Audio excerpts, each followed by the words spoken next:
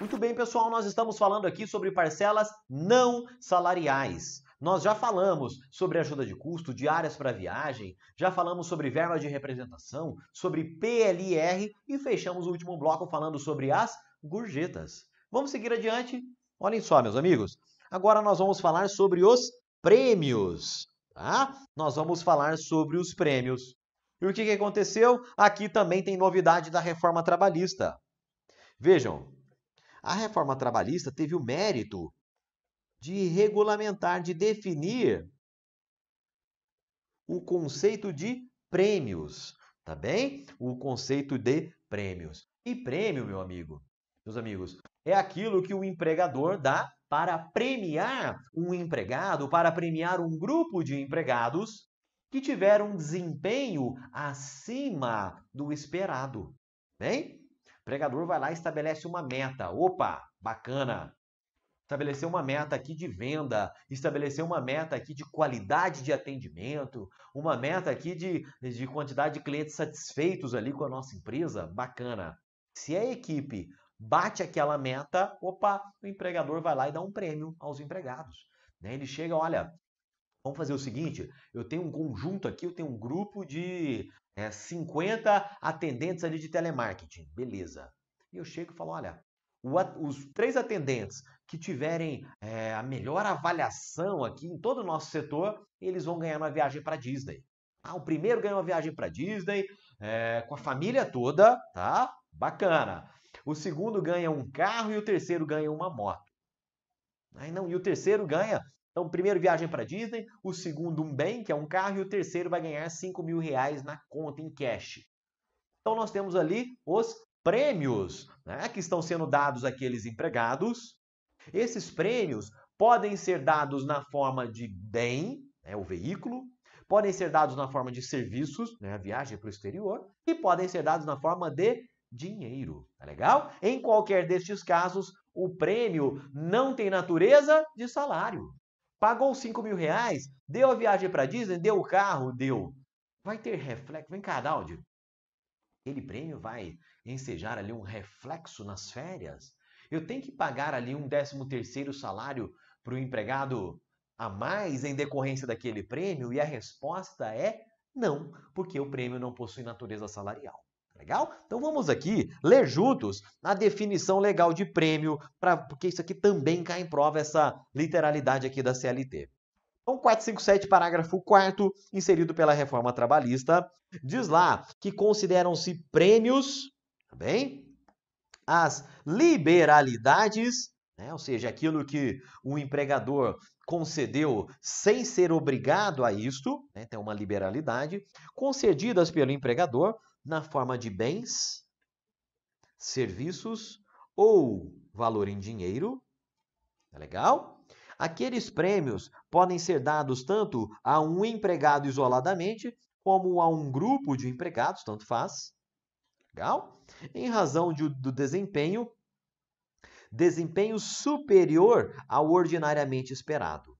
Legal? Então, esperava-se, o normal seria um determinado desempenho, aquela equipe, aquele empregado superou o que se esperava dele. Então eu vou premiar, eu vou incentivar aquele comportamento extraordinário. Legal? Olha só, em relação aos prêmios, aqui a gente também tem aquele carimbinho, tá? É um dos temas, é mais um dos temas em que o negociado prevalece sobre o legislado. Se a gente vai lá no artigo 611-A da CLT, 611-A da CLT, nós temos a menção ali, vamos anotar, a menção ali a esta remuneração paga ao empregado, pelo seu desempenho individual, na forma de bens, serviços, tudo isso é tema em que o negociado pode prevalecer sobre o legislado. Bacana? Agora, pessoal, nós vamos falar sobre os abonos. Tá? Nós vamos falar sobre os abonos. E quanto aos abonos, a verdade é que nós temos mais dúvidas do que certezas. É isso mesmo. Vejam, o abono, ele classicamente, tradicionalmente, ele é aquela antecipação de salário que o empregador dá ao empregado antes do final do mês, antes do iniciozinho do momento ali de recebimento do salário. Legal? Então, muitas vezes, né, o empregador chega ali no dia 15 do mês, no dia 20 do mês, ele vai lá e antecipa uma parcela do salário do empregado, né, para dar uma folga ali financeira para os seus empregados. E essa antecipação, esse adiantamento salarial, tradicionalmente, ele recebe o nome de abono. Tá bem? Agora, se eu estou adiantando o salário, se é uma antecipação salarial, ora, o abono possui natureza de salário, ele é o próprio salário, né? É o adiantamento do salário. Né? E este era um entendimento tradicional. Entendimento este que vigorava plenamente até a reforma trabalhista. Legal? E veio a reforma trabalhista, de novo, lá naquele artigo 457, parágrafo 2º, tá bem? E o legislador disse lá, né, afastou a natureza salarial dos abonos. Tá bem? Disse lá que ainda que ocorra pagamento habitual, os abonos não teriam natureza remuneratória, não teriam natureza salarial. Tá bem? Então, hoje, né, a doutrina se contorce aí para tentar explicar o que seria exatamente esse abono, após esse abono a que se refere o 457, parágrafo 2º, como conciliar, né, o adiantamento, a antecipação salarial com essa natureza não salarial prevista em lei. Mas o que você precisa saber para fins de prova é que, se cair uma questão de prova perguntando lá, de acordo com a CLT, de acordo com a reforma trabalhista, qual a natureza do abono, não tenha dúvidas. O abono é parcela não salarial, segundo a literalidade da CLT. Bacana? Muito bem, questão de prova, galera, para a gente já ir exercitando isso aqui. Vamos fazer aqui juntos a questão do Dorival. Dorival trabalha para a empresa Excelência em Tecnologia, exercendo funções de desenvolvedor de sistemas. Opa! Lá codificando, né, realmente programando, como contraprestação pelos serviços, ele recebe um salário fixo mensal, aquele salário base. O empregador concede a Dorival assistência médica, vamos aqui marcando juntos, assistência médica, reembolso de despesas com medicamentos. Então o Dorival vai lá, adquire lá um medicamento na farmácia, traz ali a notinha, o pedido médico, o empregador ressarce, reembolsa ele. Beleza. Seguro de vida também, o empregador dá ali em favor do Dorival e também um seguro de acidentes pessoais. Bacana. Visando melhorar a produtividade da empresa, o empregador instituiu ainda, olha, eu quero trabalhar lá nessa empresa, né? Instituiu ainda um programa de premiação por desempenho. Então, começou a pagar prêmios, o que vem sendo recebido mensalmente por Dorival há mais de 6 meses. Bem, e diz lá expressamente a questão, considerando a Lei 13.467 de 2017, que é a lei da reforma trabalhista, legal? É a lei da reforma trabalhista, e aí nós vamos ter que examinar aqui a natureza de cada uma dessas parcelas, cada uma dessas utilidades que o empregador dá ao empregado. Olhem só, o salário fixo mensal, aqui não há nenhum tipo de dúvida, né? É a parcela salarial, tá bem? Quando a gente fala aqui em assistência médica, quando a gente fala aqui em reembolso de despesa com medicamento, de seguro de vida e acidentes pessoais, pessoal, nada disso aqui tem natureza de salário, tá? Nada aqui tem natureza salarial. Então, tudo aqui, vamos dizer assim, são importâncias, são utilidades não salariais. Todos esses 3 casos. Bacana? A dúvida pode surgir aqui em relação aos prêmios. Aí, em relação aos prêmios, nós já sabemos, considerando aqui a CLT, a reforma trabalhista, os prêmios também não possuem natureza salarial. Ah, Daldi, mas eu estou vendo aí que ele recebia esses prêmios mensalmente. É algo habitual, é algo frequente. É sim, meus amigos. Mas se a gente tomar por base expressamente a regra legal, a gente vai ver que mesmo os prêmios habituais, eles continuam não possuindo natureza salarial. Tá legal? Continuam não possuindo natureza salarial. E aí nós vamos examinar aqui as 5 alternativas. Letra A, os benefícios não têm natureza salarial, bacana, correto. E o prêmio por desempenho, em razão da habitualidade, integra o salário do Dorival para todos os efeitos legais. Isso aqui, meus amigos, está errado, tá bem? O prêmio também não integra. B. Assistência médica, seguro de vida, não tem natureza salarial. O reembolso de medicamento por ausência de previsão legal é considerado salário. Isso aqui está errado. Por quê? Houve uma alteração no artigo 458 da CLT, salvo engano, lá no parágrafo 5º, por meio da reforma trabalhista, e lá consta uma regra expressa dizendo, olha, é aquele reembolso relacionado a medicamento, óculos, órtese, prótese, tudo aquilo que, mesmo que seja em pecúnia, que o empregador dá ao empregado para reembolsar esse tipo de gasto, isso também não tem natureza de salário. Bem, então esse é o erro aqui da letra B. Na letra C, assistência médica e seguro de vida, não tem natureza salarial. Reembolso de medicamento, mesmo erro aqui na letra C. Vamos seguir adiante. Letra D, benefícios não tem natureza salarial. Correto.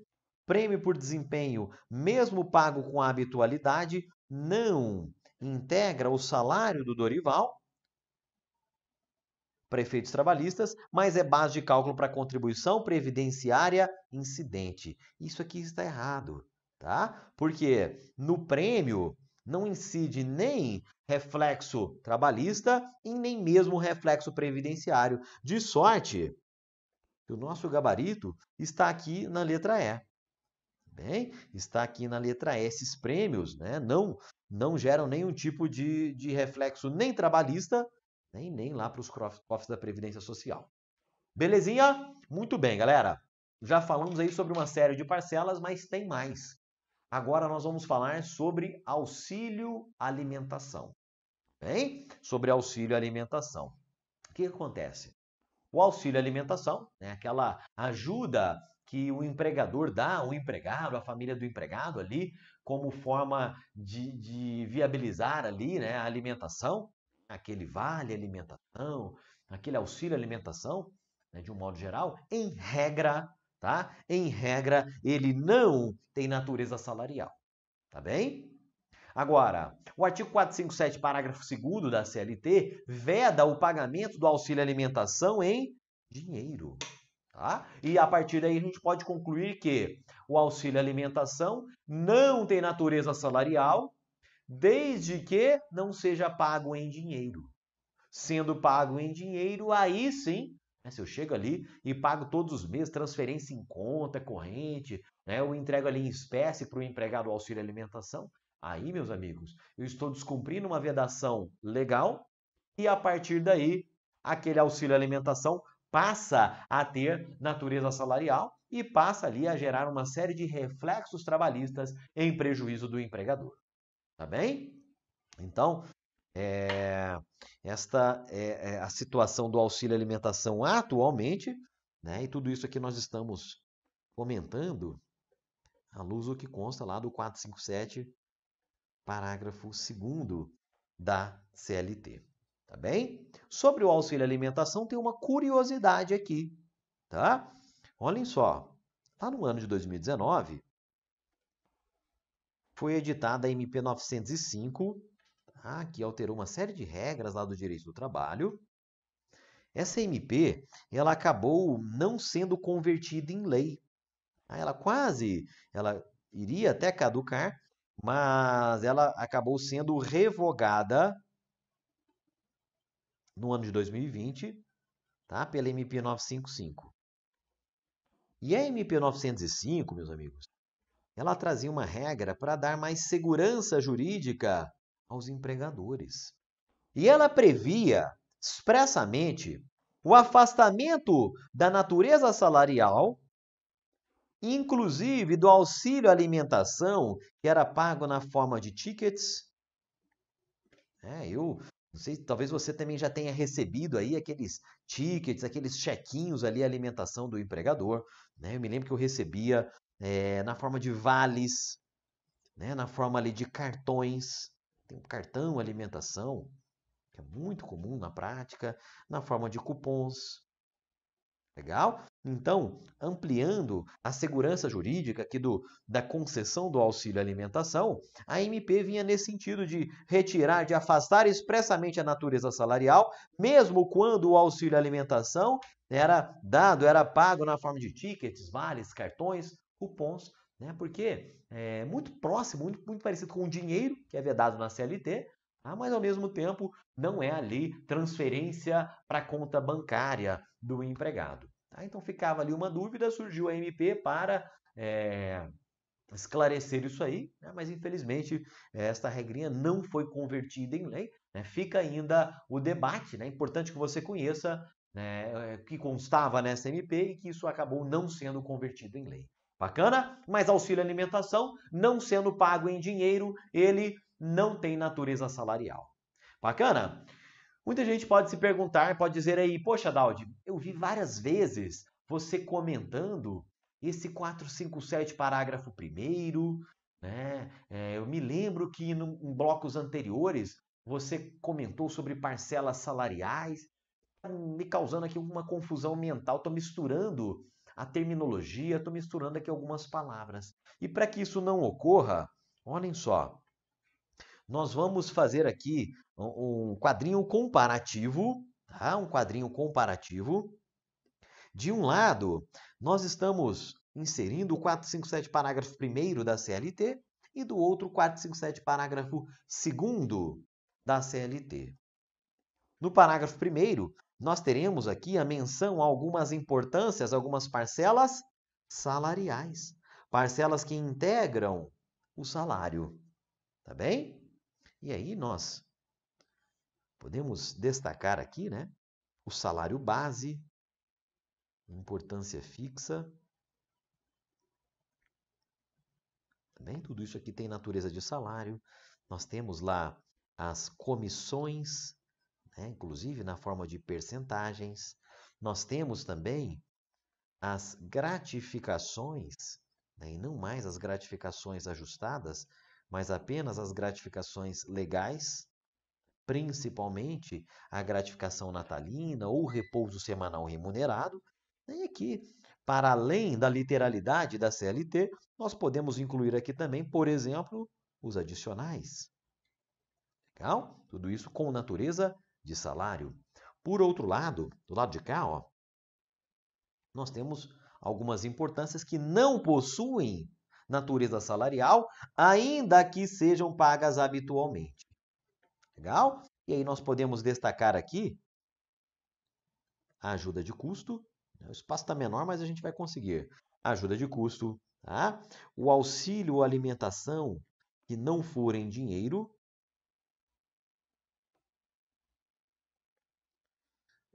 Vamos colocar assim, não em dinheiro. Opa. Legal. Nós temos as diárias para viagem, né, em qualquer patamar. Temos a menção aos prêmios, desempenho acima do ordinário, legal? E temos ainda os abonos. Temos lá ainda os abonos. Todas essas importâncias, ainda que habituais, elas não integram a remuneração, não integram o salário do empregado. Bem, então vamos destacar aqui diárias, né? Ajuda de custo. Depois nós falamos lá sobre os prêmios, sobre os abonos, sobre o auxílio alimentação, desde que não seja pago em dinheiro. Então, importante que a gente tenha muito claramente essas duas listas e que a gente saiba qual importância, qual parcela pertence a cada lista. Né? De cá, lista das importâncias salariais, de cá, lista das importâncias que não integram a remuneração, não integram o salário do empregado. Legal? Belezinha? Vamos ver como isso cai em prova, pessoal. Olhem só. Vamos fazer aqui uma bateria, né? Uma pequena bateria de questões sobre esse assunto. Primeira questão, questão lá do José Henrique. Esta questão diz o seguinte: José Henrique ele é vendedor de uma fábrica de geladeiras e eletrodomésticos do Paraná. Foi transferido em 1º de fevereiro de 2018, né, já tem um tempinho, para trabalhar na mais nova filial da fábrica em Cabo de Santo Agostinho, mudando-se com a família, passando a viver naquele município. Além de seu salário fixo, recebeu ao final do mês comissão. Então vamos anotando aqui. Então ele recebeu o salário, mais uma comissão pelas vendas realizadas, tá? Salário fixo, comissão, ajuda de custo. Legal, ajuda de custo. Né? E fala ali a razão de 40% da remuneração mensal.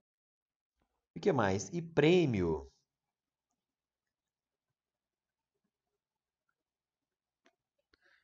Prêmio do Dia do Representante de Eletrodomésticos, paga todo ano no mês de fevereiro. Legal. Então, esse prêmio aqui, que mais? Não acabou, não. Questão mais trabalhosa.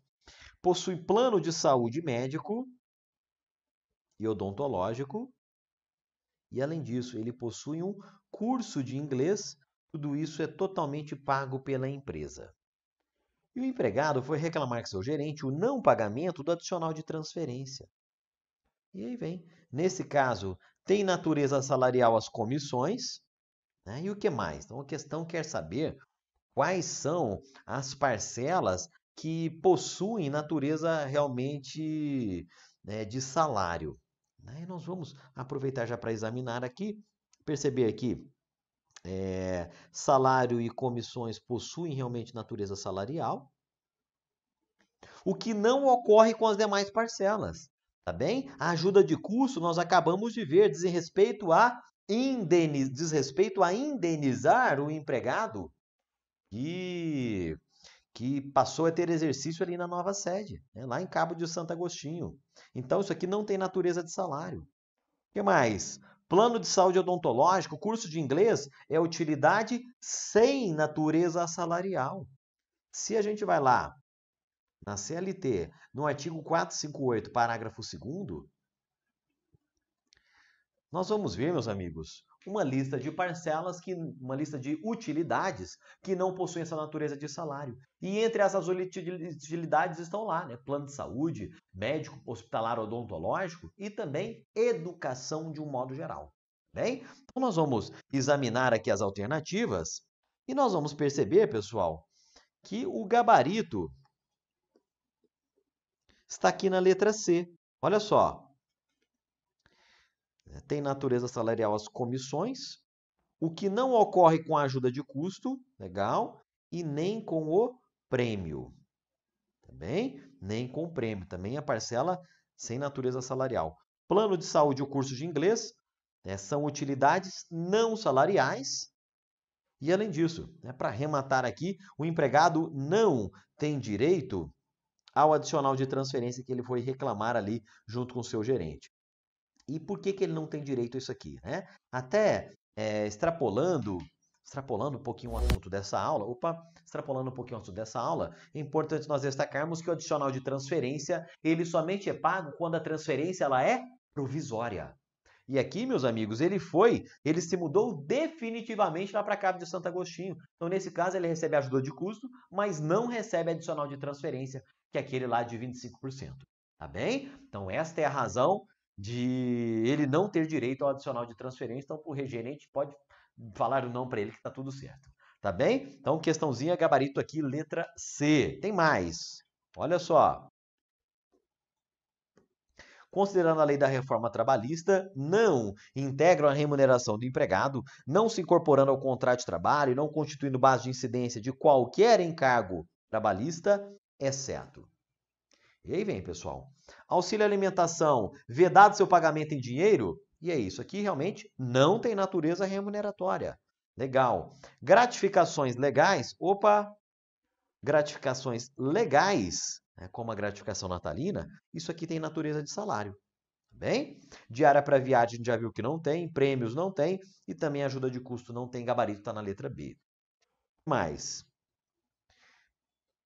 uma. Gustavo trabalha como representante de vendas do laboratório B. Além de seu salário fixo mensal, recebe uma porcentagem, né? Pelas vendas feitas. Então, são comissões na forma de porcentagens. E diárias para viagem. Opa, vamos anotar tudo isso aqui para a gente não se confundir. Então, o salário fixo e as percentagens, isso aqui tem natureza de salário. Legal. As diárias, a gente já viu. As diárias para viagem não tem natureza de salário, né? Sem natureza salarial, qualquer que seja o patamar de seu pagamento.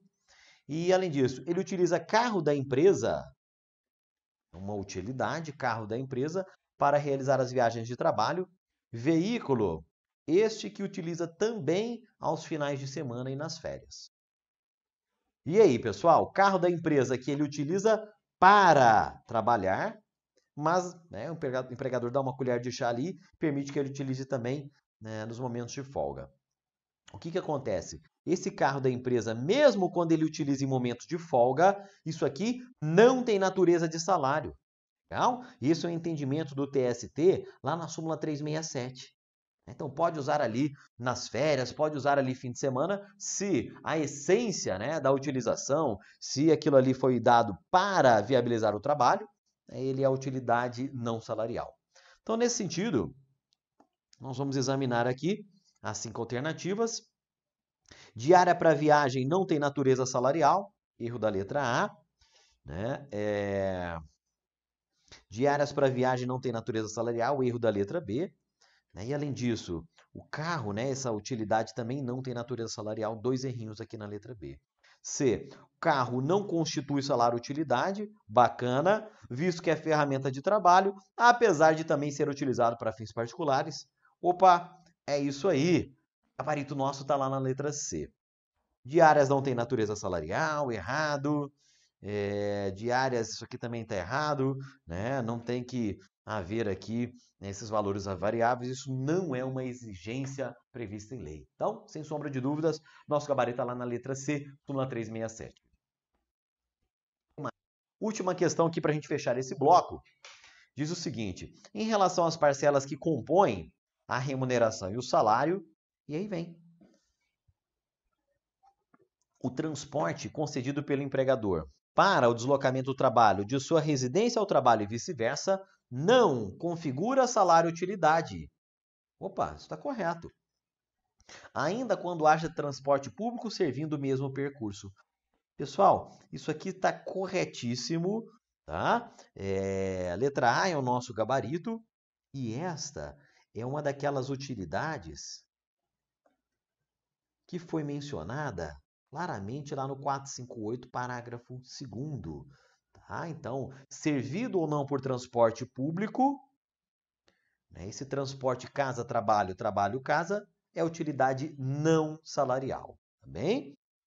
E aí as demais estão todas incorretas, né? Letra B.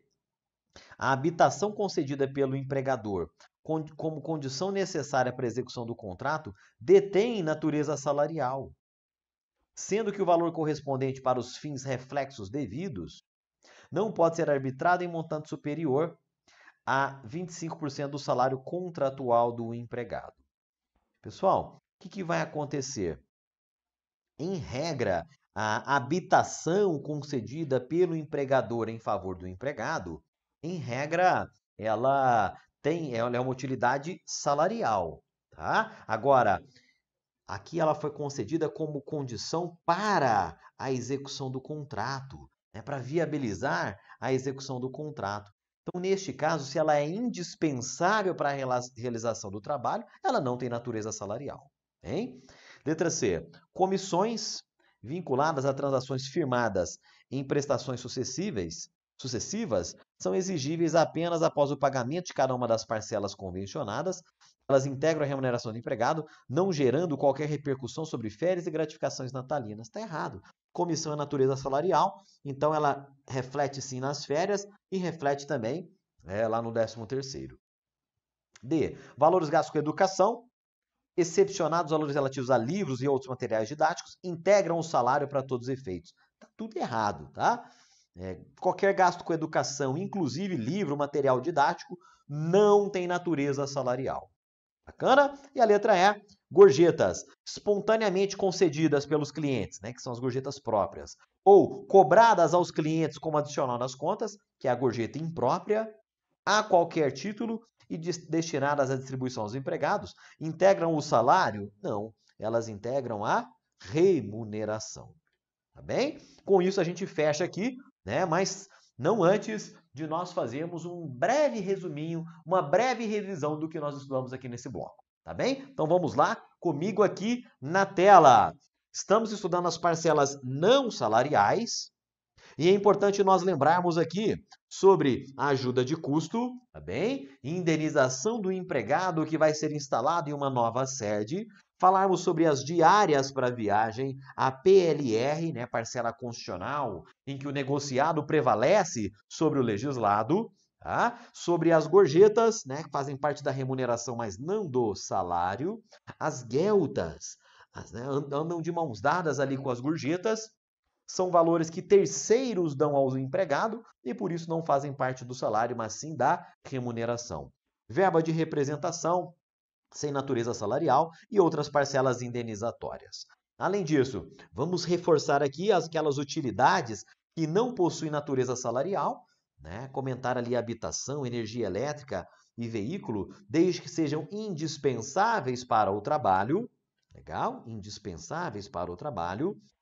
Vestuário, equipamento, uniformes para a prestação do serviço, educação, inclusive livros e material didático, transporte casa-trabalho, trabalho-casa, assistência médica, hospitalar, odontológica, seguro de vida e acidentes, previdência privada e vale cultura. Tá bem? Após a reforma trabalhista, ficou muito claro também que prêmios, pagamento ali em razão do desempenho extraordinário, auxílio alimentação, desde que não seja pago em dinheiro, e os abonos, né, tudo isso ainda que habitualmente também não possui natureza salarial. E por fim, né, os intervalos, aquela parcela decorrente da concessão, da não concessão de intervalo.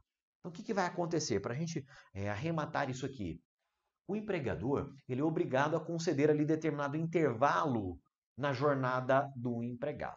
Bem, imagine só conceder lá 1 hora de intervalo todos os dias para almoço, para repouso e alimentação. O que acontece se o empregador não concede esse intervalo? Pessoal, o empregador vai ter que pagar ao empregado aquele valor, aquele intervalo que deixou de ser usufruído, um adicional de 50%, mas tem uma regrinha pós-reforma trabalhista que diz que esse pagamento decorrente do intervalo não concedido, isto tem natureza indenizatória. Tá bem? Então, mais uma parcela aqui para a gente realmente ser bastante completo aqui no nosso estudo quanto à natureza das parcelas. E aqui nós encerramos esse bloco sobre parcelas não salariais.